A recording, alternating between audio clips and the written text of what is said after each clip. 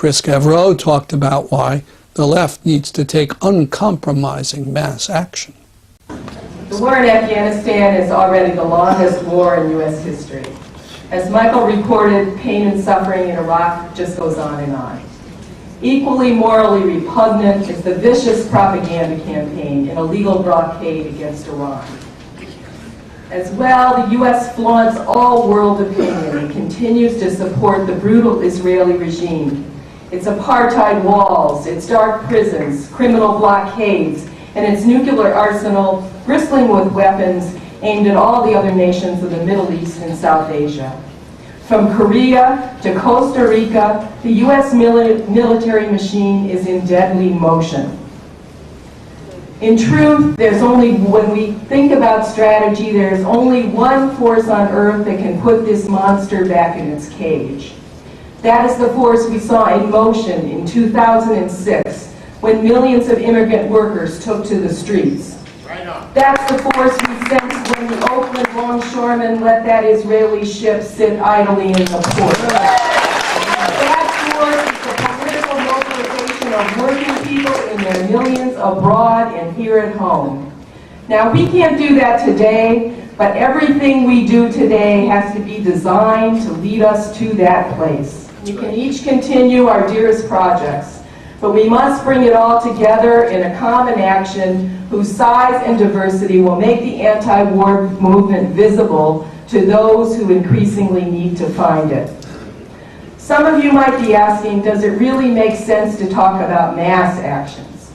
Well, the call for the March for Jobs on October 2nd is a signal that the time when we can put sizable numbers of people in the streets is near. The rally of hundreds of thousands in Arizona to beat back the racist anti-immigrant law about to take effect tells us this is possible. Did you experience the power of 200,000 Latino workers in Washington last March? The Equality March of 200,000 last spring? The stirring mobilizations of thousands of Arab Americans during the invasion of Gaza? That tells us things are changing. But there's a much more immediate and pressing reason why our united actions have to be organized around the demands that reflect what we really want, not what they want us to call for. We are organizing in the Great Recession. That means that politics is extreme and politics is polarized. The vast majority of the people victimized by this war hate all politicians, and especially those in power. They hate whatever regime is in power because their life is in shambles and there is no end to their misery. The jobs are not coming back. The homes are not coming back. The deportations are not going to end.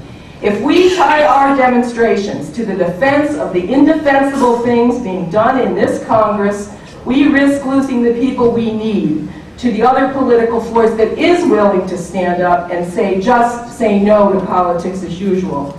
We risk driving at least some of the Anglo victims of this war to the extreme right, to the Tea Party, or to whatever radicalized rightist force is willing to stand up and say no to parliamentary games. In that, Kathy Kelly, who has recently spent months in Afghanistan, talked to the conference about keeping balance. It's very difficult to find actions commensurate to the crimes being committed. And there's a priest who was killed in Guatemala. Some of you would know him, Larry Roosevelt. He's somebody from whom I drew a great deal of inspiration because he always stayed with the poorest of the poor.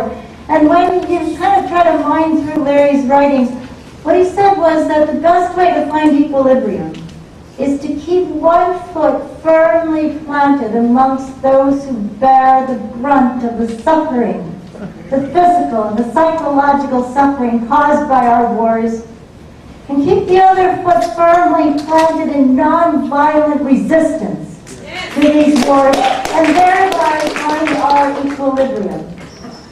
But we might wonder to ourselves, how can we keep a foot planted amongst the families in Afghanistan where 850 children die every single day?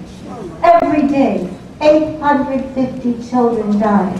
How shall we keep a foot planted in Iraq, now a broken country, broken by our wars and our sanctions and our ongoing wars, and the cruelty inflicted on people there? How shall we keep a foot planted in the poverty that reeks Pakistan while our drones fly overhead, breaking sovereignty? How do we keep a foot planted in Guantanamo? That's our program for today. See you next week at this time. I'm Stanley Heller, and this is The Struggle.